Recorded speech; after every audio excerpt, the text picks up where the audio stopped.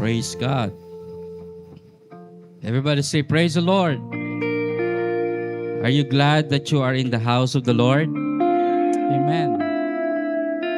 Ingon sang Biblia, our praises inhabits, the Lord inhabits the praises of His people.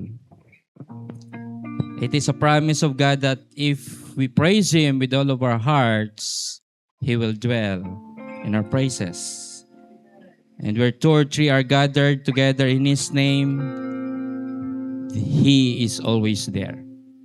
Mauna nga ang aton Diyos nga ginalagad, si Jesus, dili siya nagahambal lang sang dili mao, kundi matuod gid ang iya ginahambal. Kung ano ang iya ginahambal, tumano niya gid. No?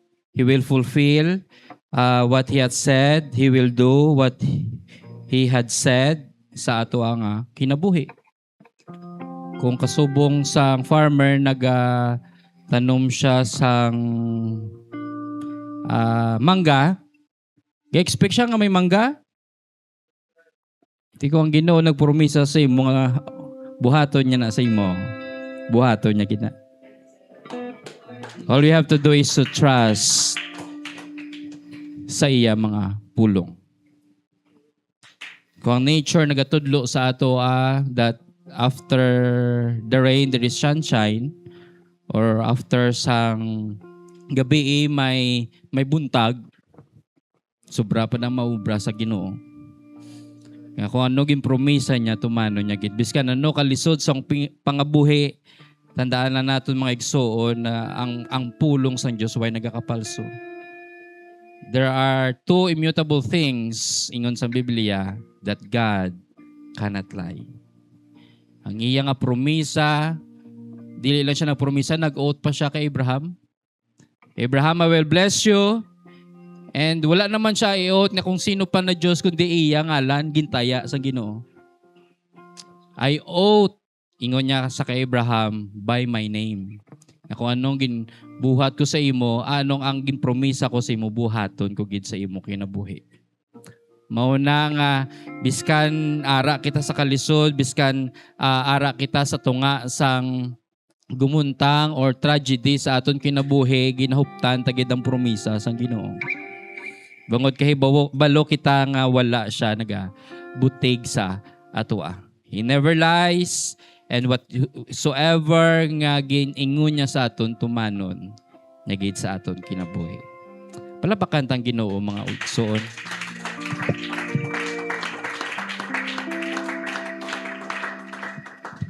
As you remain standing, open your Bible in the book of Hebrews chapter 3.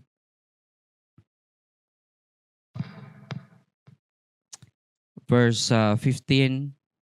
Hebrews 3:15.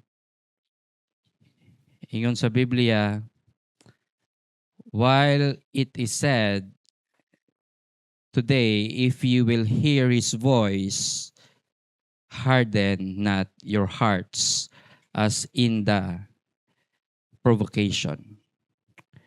Let's bow our heads. Heavenly Father, we thank you for your goodness, for your mercy and grace. Thank you, Lord, for your presence.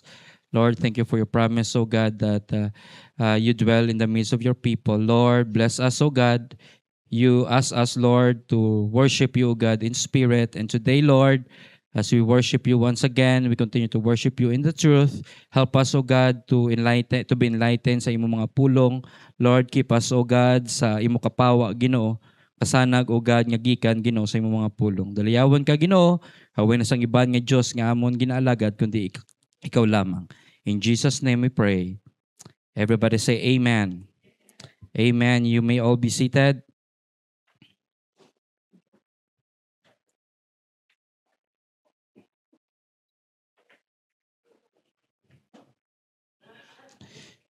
Praise the Lord.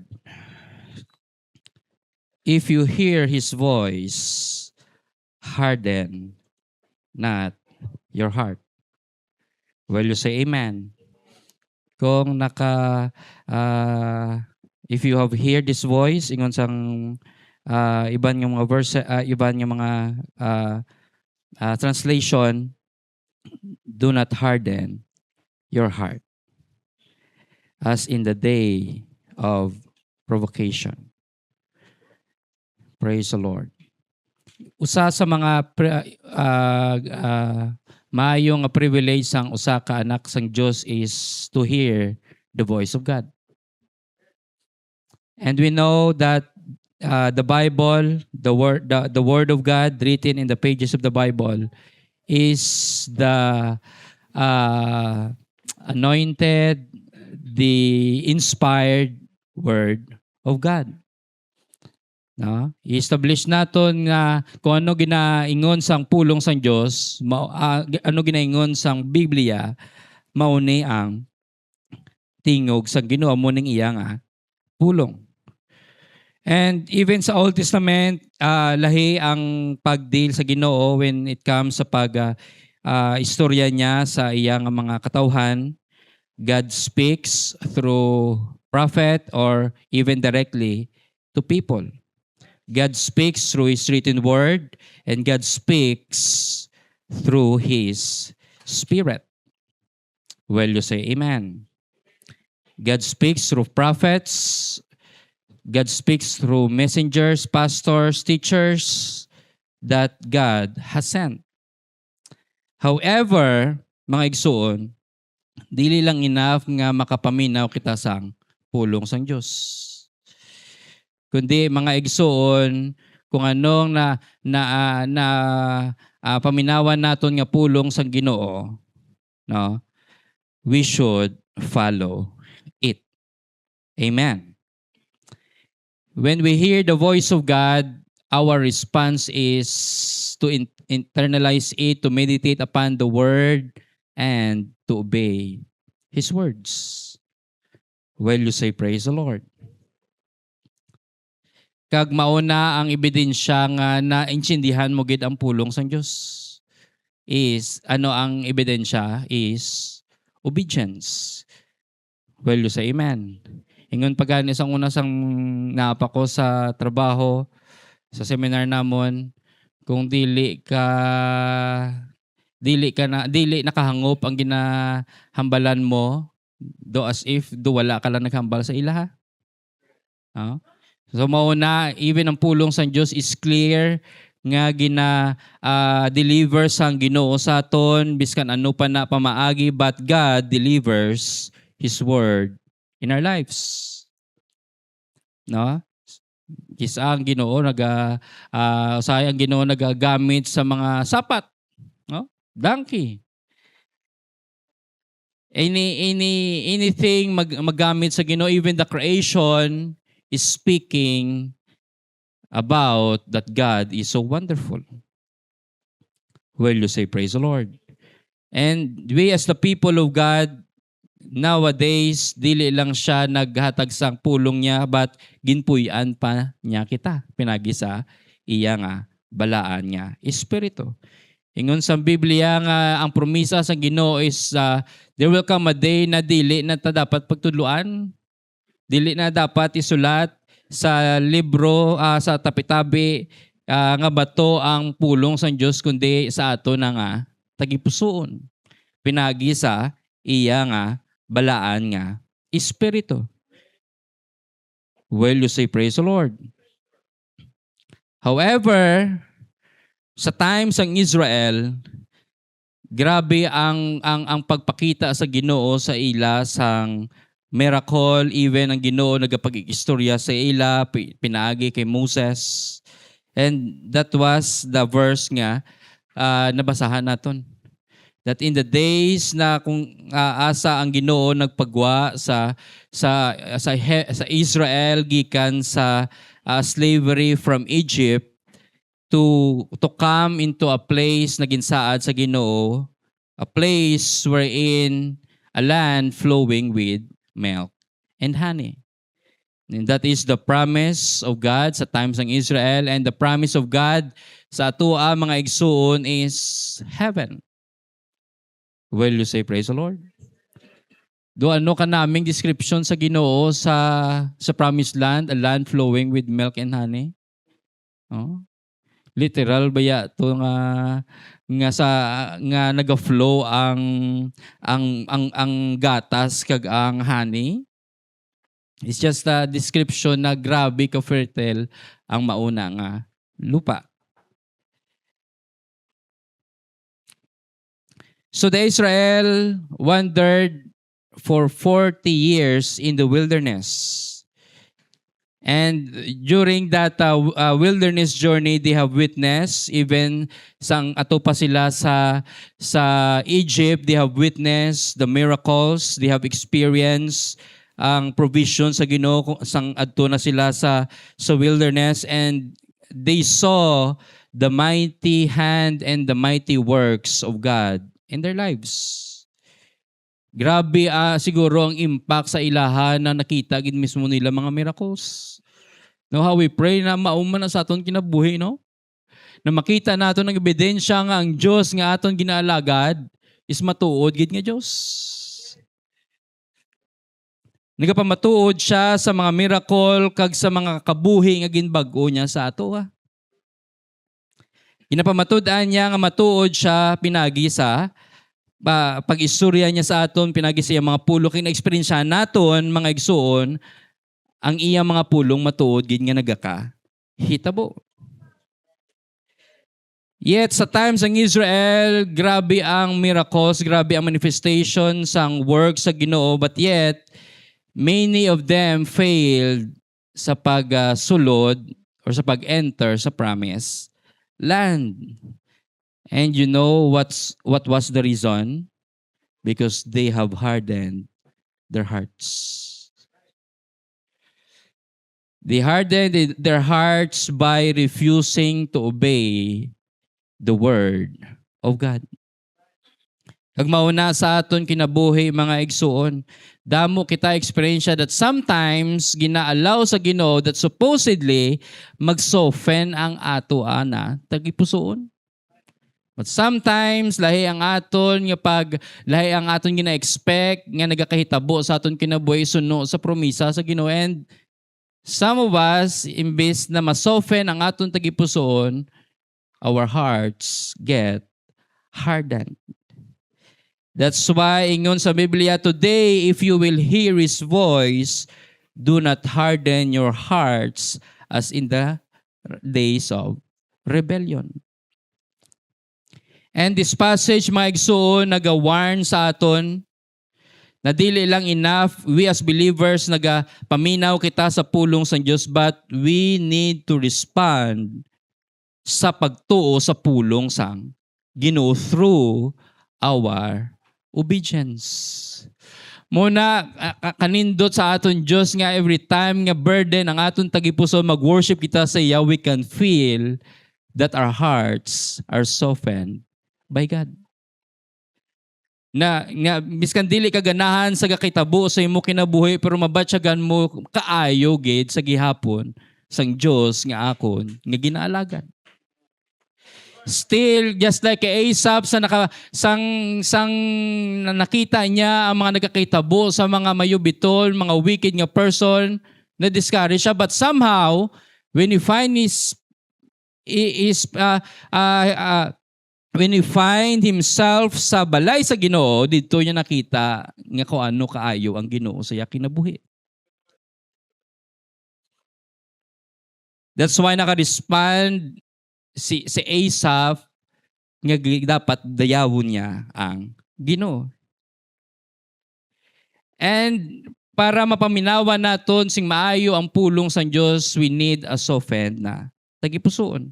Because biskan ano kanindot sang wali, biskan ano kanindot sang mensahe, pero kung imo tagipusoon, dili right sa tubangan sa Ginoo, wala sa makaminister sa ato .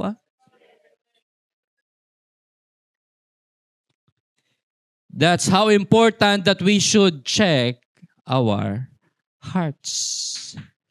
Ano ba yung mga nagapaharden sa tagipusoon sang tawo? Daghan. Kisa mga discouragement, kisa mga unfulfilled na mga dreams, ang mga handom na dili natuman. Or kisa mga tagipusoon na ginbayaan. Mauna.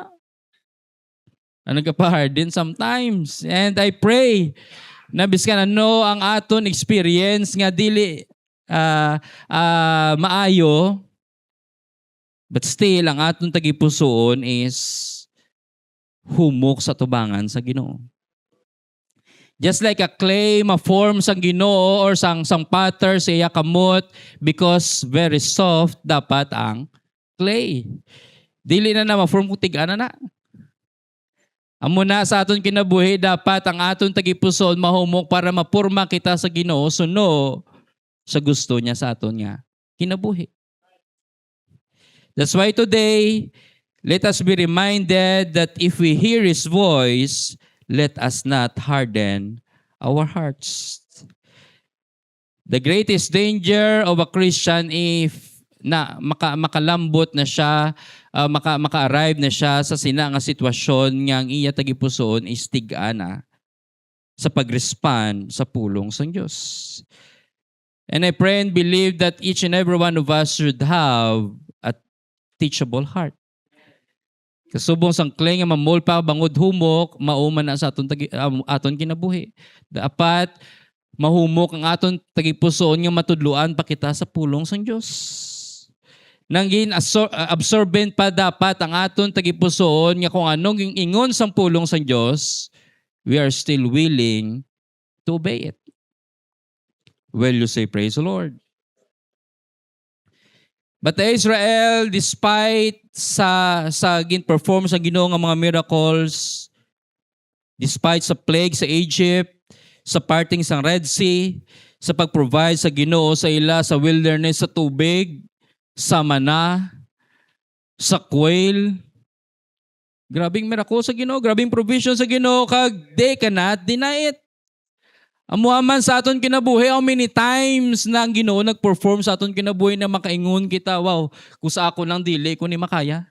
Pero it is because of God in my life, I am what I am. Pero ang mga miracles kag mga wonders naging perform sa Ginoo sa Israel sa wilderness, despite of that, they still complained, they still doubt, and they still resist the word of God in their life. Kaya tandaan natin mga igsoon na ang tagipusoon nga nagatiga, dili lang na overnight nga nagtiga. It is a gradual process nga nagadevelop sa ato kinabuhi through time, especially kung repeated kita nga naga-ignore sa pulong sang Ginoo. Repeated kita naga-ignore kung anong ginaingon sa Ginoo sa aton kinabuhi. Ano ang tingog sa Ginoo nga ginalambot sa aton kinabuhi kung repeatedly gina-ignore naton, ginabaliwala naton, amat-amat nagatiga ang aton nga tagipusoon. Will you say praise the Lord? Ginaga-wrestle ka sa pulong sang Ginoo. Ngambis ka na, no, kahapos naman, no, para sa imo, ay, lisod yun. Lisod yun, brother. Lisod yun, sister. Kaya nga sa isa kapanday, sa masunsun na friction, sa kasagaran nga friction sa iya kamot, ma-feel mo ang kalo sa iya nga kamot. Matigang iya kamot. Muna ko nag-resol kita sa pulong sa Diyos, sometimes negatigang aton tag-ipusoon. Naga-kibol na saya Bisaya, gakalos, kubal. Kaya naga-less sensitive na. No? Dili na iya mapilas na yon. Muna dili na dutlan ang tag-ipusoon nga makubal na. Dapat pahumukon sa presensya sa Ginoo. Amo ng worship, kung maka-enter ka sa presensya sa Ginoo sa worship, ang pulong sang Dios, ay, kasulhay sa aton kabuhi. Kasulhay nga nagasulod sa imo tagipusoon kag you have that willingness nga magtuman sa pulong sang Dios.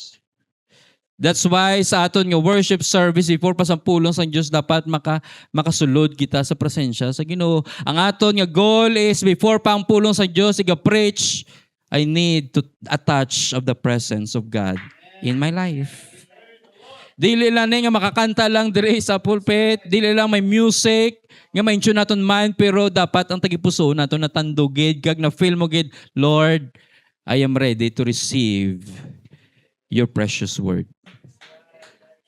Nagod ang aton tagipusoon, mga igsoon, dili amat-amat or gradual nga tiga.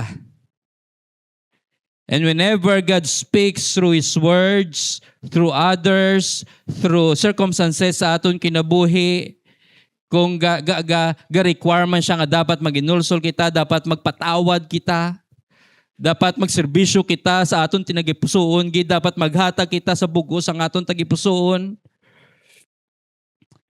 Or we must change our attitude or the way nga mag-deal kita sa aton mga kaigsuunan.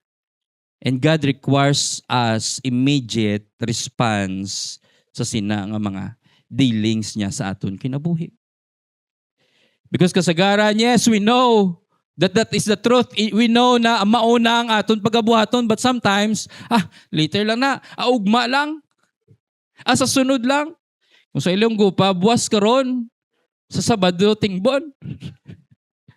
Dili nato matingob ang ginapaobra sa Ginoo sa aton kinabuhi. Mao na ang response dapat naton is immediate, and we should not delay to obey the word of God. Will you say praise the Lord? It may be na kita a relationship na dili mao sa tubangan sa Ginoo, and God requires immediate separation of that kind of relationship, because there are some kind of relationships sa aton kinabuhi nga dili healthy sa anak sang Ginoo. Will you say praise the Lord? Nga, Brother Mario, nga dapat kung may relationship ko, maunang nami. Maunang gina-require sa Ginoo. Yes, God requires us to have a good relationship sa others.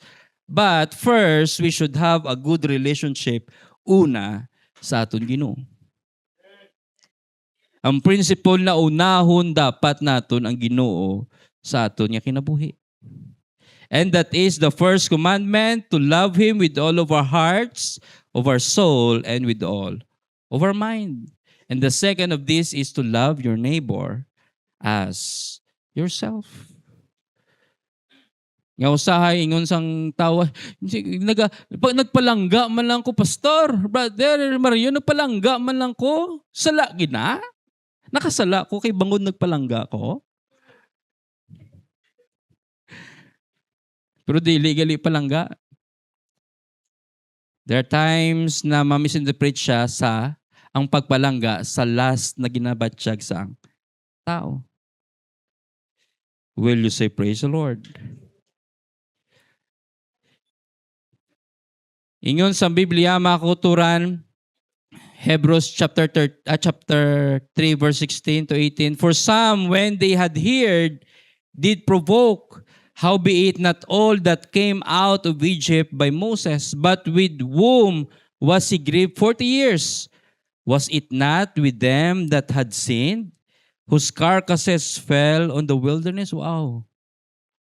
Gakapukan lang sila sa wilderness, gagamarcha ang bilog ng Israel, but there are times yung mga tao lang ang nagakatumba. But it was not supposed to be that way. Dili maunang design sa Ginoo nga ginpagwa sila gikan sa Egypt pakadto sa promised land, dili nga magkamatay sila sa wilderness. But because of their hearts that were hardened, mauna ang hitabo sa ila. Because of their sin, because of their disobedience, gakamatay lang sila sa wilderness. And verse 18, and to whom swear he that they should not enter into his rest, but to them that believe not. You know what? Ang hindi naton pagsunod sa pulong sa Diyos, diin na nagasugod sa tagipusoon nato. sa unbelief naton mga igsoon. That's why ingon sa writers ang Hebrews, they said it was Paul. Anong ang question niya? Who heard and rebelled? Sino naka paminaw sa pulong sa Diyos kag nagrebelde sila despite of sa pagpaminaw nila sa pulong sa Diyos? Who? The Israelites who came out of Egypt under Moses. With whom was God angry for 40 years? Those who sinned in the wilderness.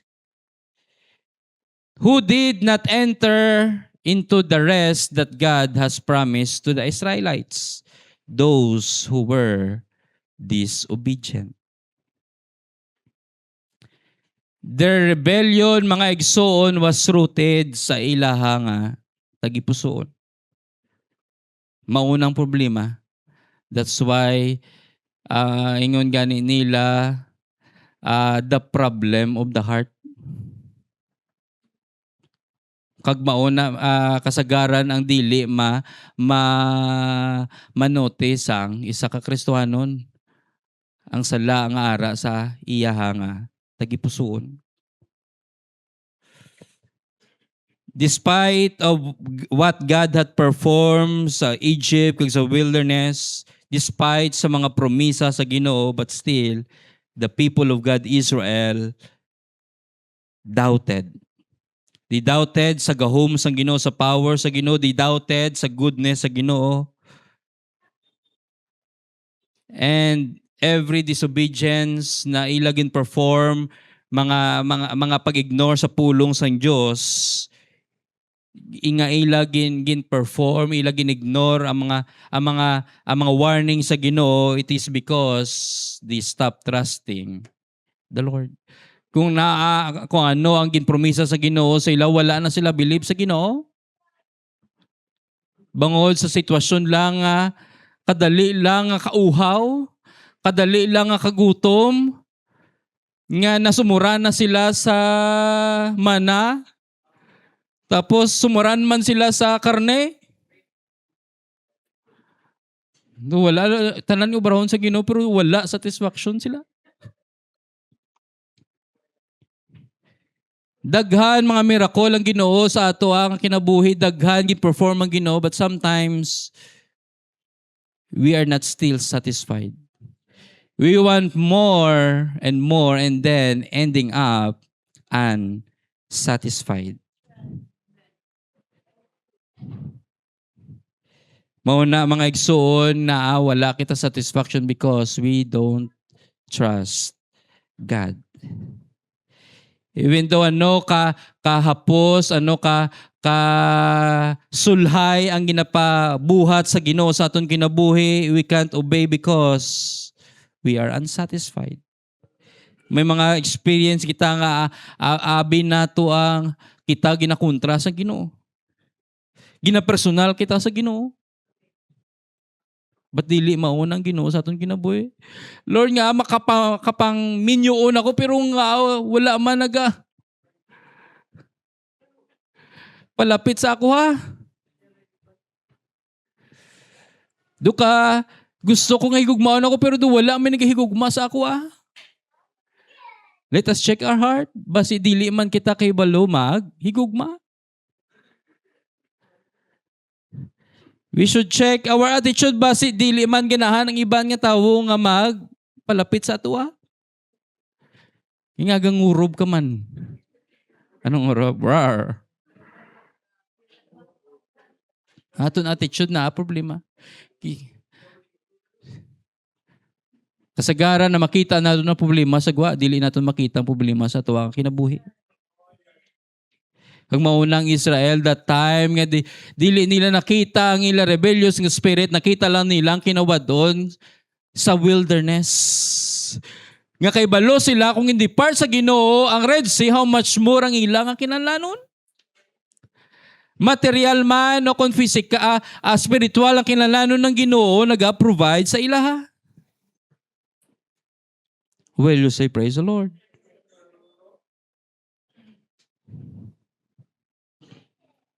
Pero kita nga mga anak sa Diyos, biskan ano man kalisod ang inapabuhat sa Ginoo, especially nagakontra na sa imo nga preconceived na idea, maunang lisod mo. Nga dili mo maintindihan nga amo ning ginapabuhat sa Ginoo sa imo kinabuhi, dili mo maintindihan nga mauning nahitabo. Damo pa kita plano sa aton kinabuhi pero lahi nga direksyon ang ginapalakat sa Ginoo sa aton nga kabuhi.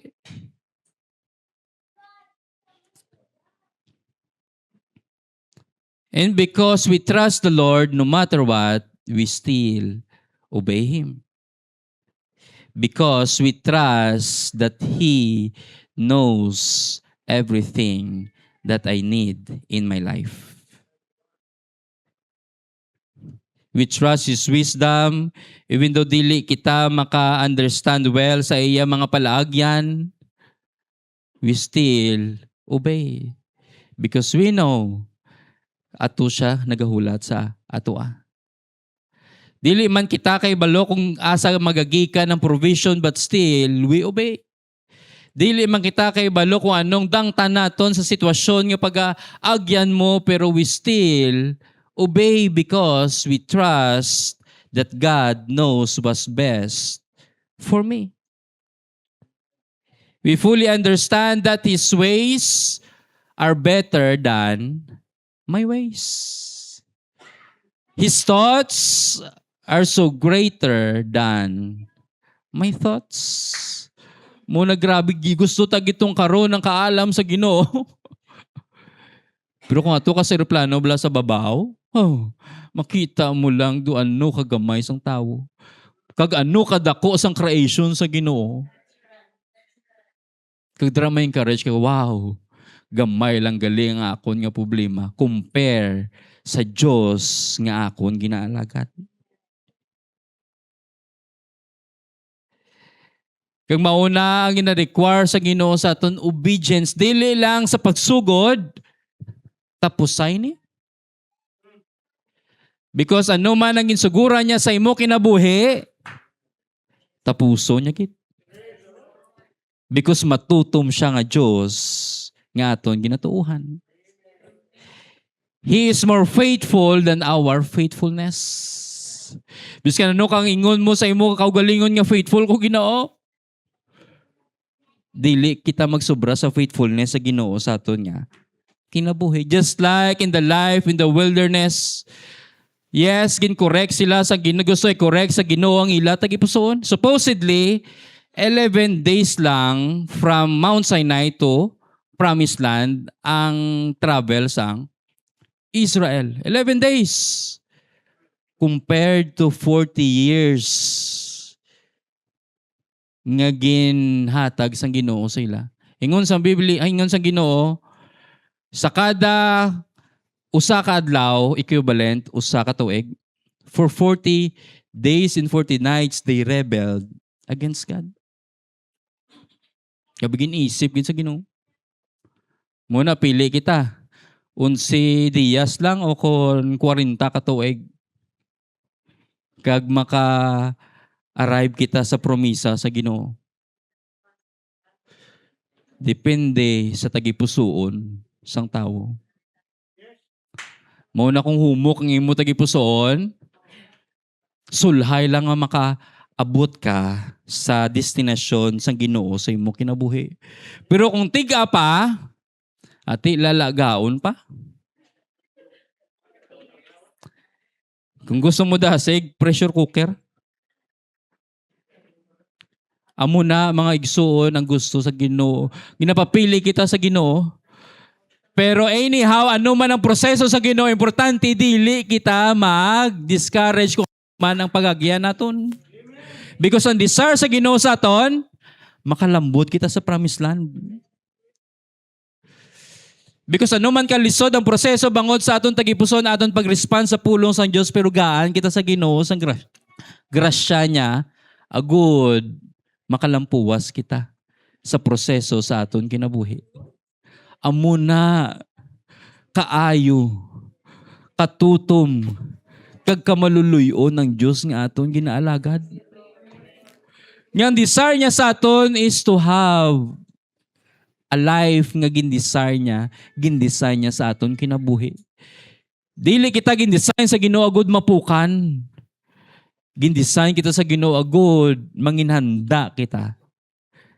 Sa ginapreparar niya sa aton nga kinabuhi. Amo nang pasalamatan naton sa Ginoo. Mauna basta ako anong ginsuguran sa Ginoo sa imo. Wow. Just like Abraham, ginpromisa sang Ginoo sa iya that he will be a father of many nation. Pero naagi niya pagi si Sarah. Kag nag-okay man si Abraham. Di mo na may Ismael. But despite of that, the promise is still a promise. Maunang Ginoo sa aton kinabuhi. The promise of God is a pure gold mansion. Promisa na sa Ginoo. Tiga depende na sa aton tagipusoon kung saan o kita masubmit sa Ginoo. Pero ang design sa Ginoo mga igsoon sa aton is makalambot kita sa iyagin promisa sa aton nga kinabuhi. Pero despite of that, ang promisa sa Ginoo, still the nation of Israel rebelled against the Lord.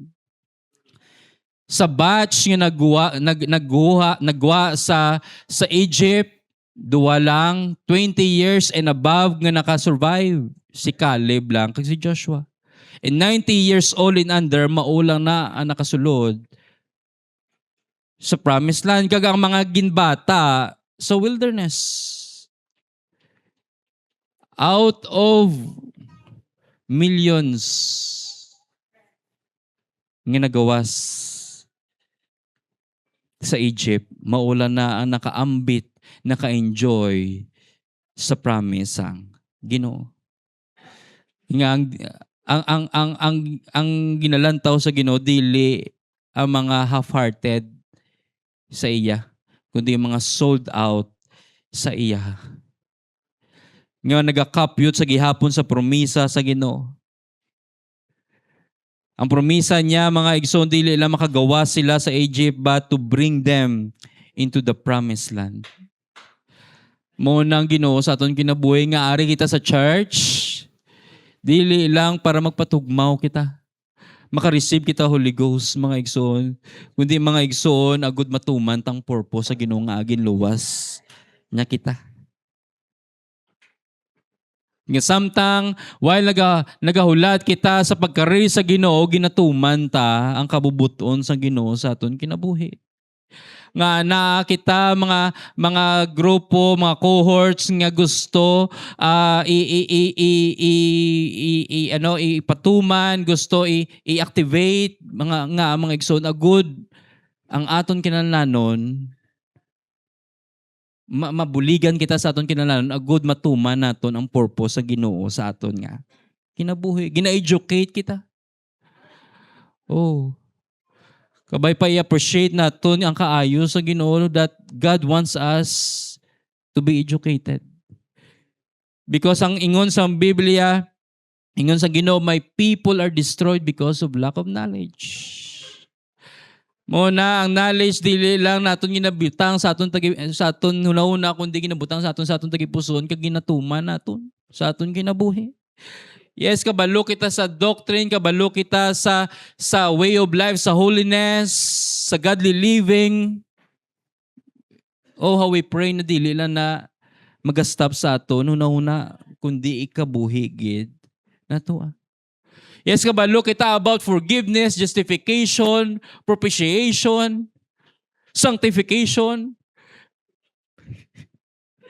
Pero dapat gina-aplikar naton sa aton kinabuhi.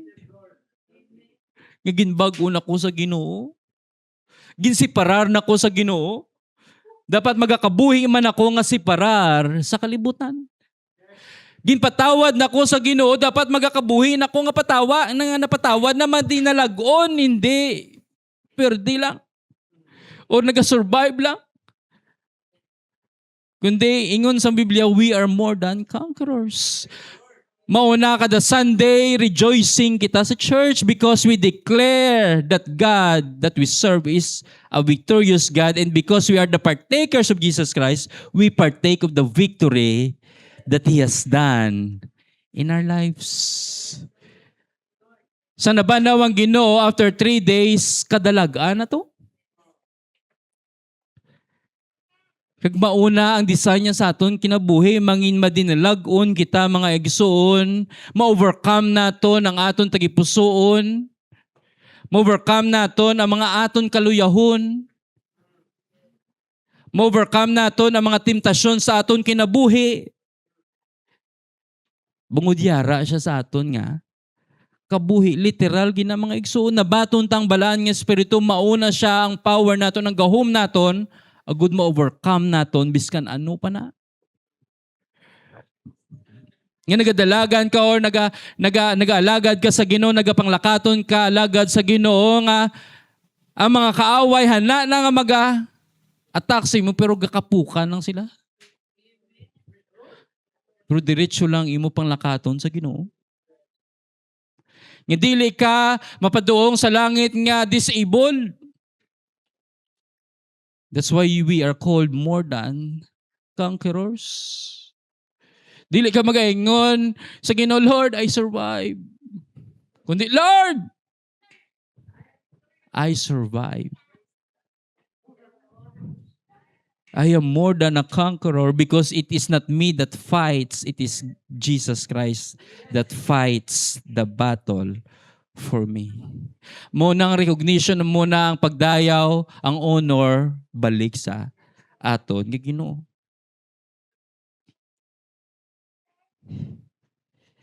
Mauna mga igsoon ang aton Ginoo nga ginalagat. Mauna sa aton kinabuhi, sa aton pag-alagad sa Ginoo, halungan ginaton ang aton nga tagipusoon. Ingagin luwas kita sa Ginoo para mahmold ang aton kinabuhi. Ang aton tagipuso matudluan kung anong dalanon sang Ginoo. Nga biskan ano kabudlay, ano kalisod sang aton ginagyan, we still persevere because we trust that God will see us through sa aton ginaagyan nga mga pagtilaw. Na matutod nga pagtuo mga igsoon, mao ang Kristohanon nga nagapamati sa tingog sa Ginoo kag naga-respond immediately. Naga-obey immediately kung ano man ang ginaingon sa Ginoo sa iya kinabuhi. Kag nagapakita kita nga ginahigugma nato ng Ginoo because we respond sa iya mga pulong. Ingon pa niya mga igsoon, John 14 verse 15, if you love me, if you really love God, if you really love Jesus, you should obey His commandments. Many people, they say, ingon pa nila, with all of my heart, sumpa pa ko, I love the Lord. Pero if you will ask them, when will you be baptized?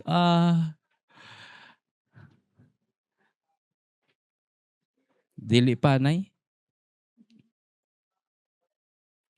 Mauna kung ginahigugma ta ginang Ginoo, sinong gina-place ta? Ang Ginoo. Dili ang tao.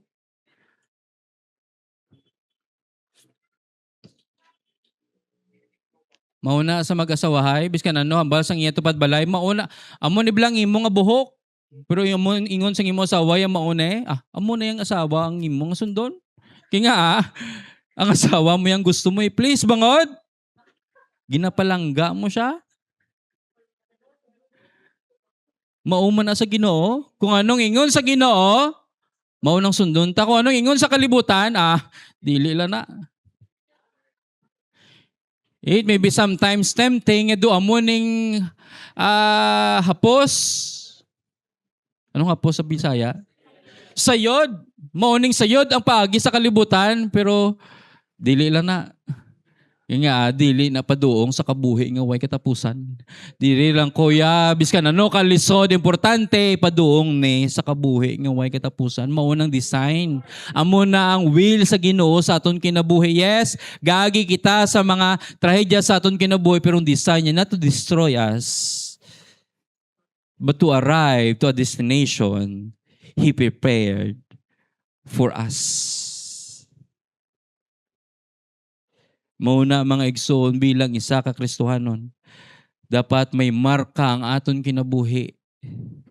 Dili lang mga igsoon sa nga mabatian nila kundi makita gid sang tawo sa imo palibot nga naga-obey ka. Biskan ano ka lisod, naga-obey ka. Biskan dili na amo ang kultura sa kung sa asa ka nagapuyo pero lahi ang imo kultura. Ang kultura taya is langit nun nga kultura.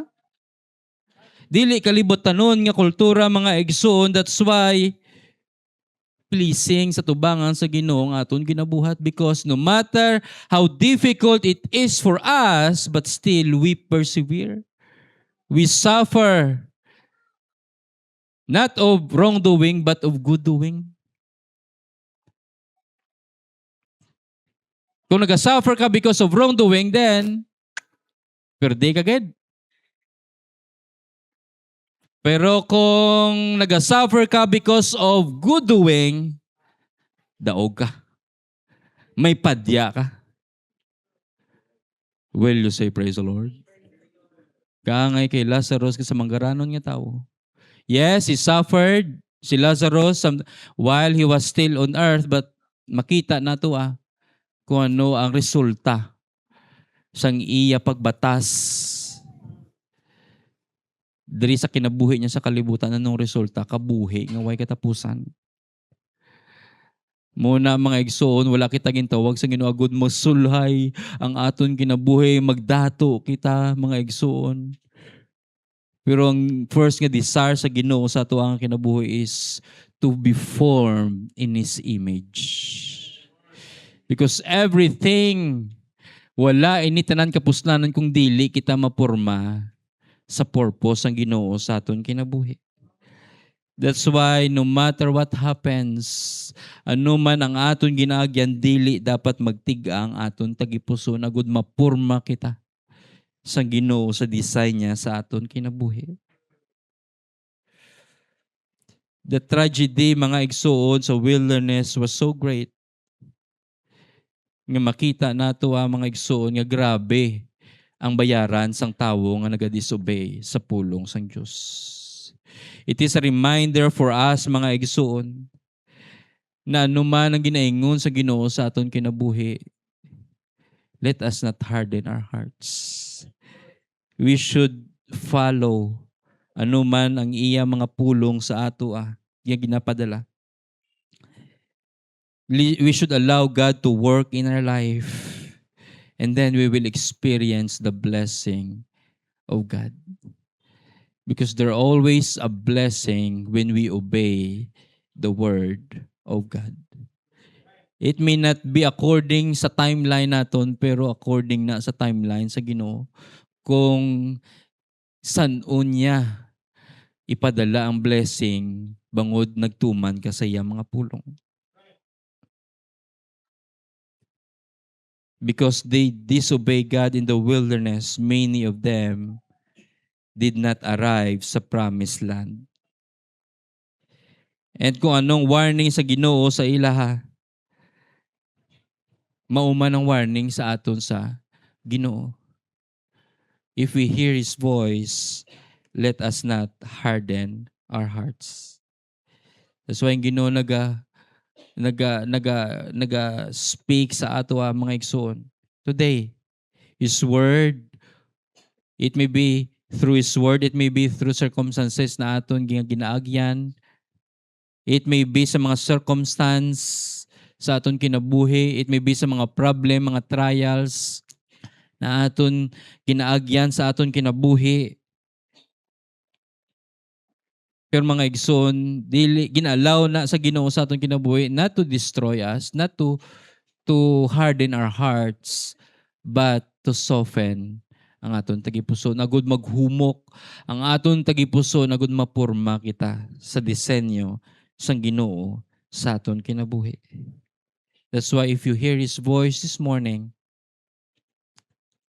all you have to do is to respond and have faith in the Lord, because we know what's best for each and every one of us. That's why we surrender to God if we submit in His words. We surrender to God if we allow Him to work in our lives. Mutudaghan nagkakapukan sa wilderness because they are not willing to submit sa pulong sang Ginoo. Pero not today in our life because we commit anuman ang ingon sa Ginoo, anuman ang ginapadala sa Ginoo sa ako ng mga pulong, amo ang akon pagasundon. As we all stand this morning,